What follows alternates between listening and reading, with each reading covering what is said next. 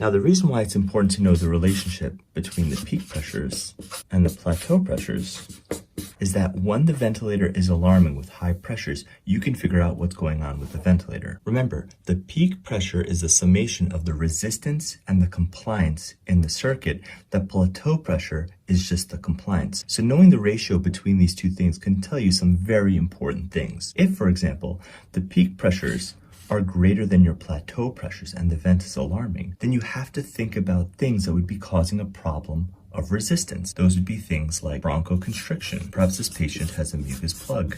Maybe this person is biting on the tube, or there's some kink there in the tube that's causing an increase in resistance. Now, if your peak pressures are equal to your plateau pressures, this means that resistance is not the problem. Here, the problem is a problem of compliance. So you should be thinking about things like pneumothorax, thinking like things like ARDS or pleural effusion. Think about anything that would be making that lung stiffer, or maybe there's an increase in abdominal pressures or a decrease in the chest wall compliance. Knowing these two pressures and their relationships to each other is going to help you to better manage those patients.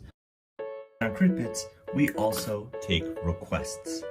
If you want something explained via Crit Bits, just go on Twitter and write Crit Bit this. And if we take your request and turn it into a Crit Bit video, you're gonna get this t-shirt.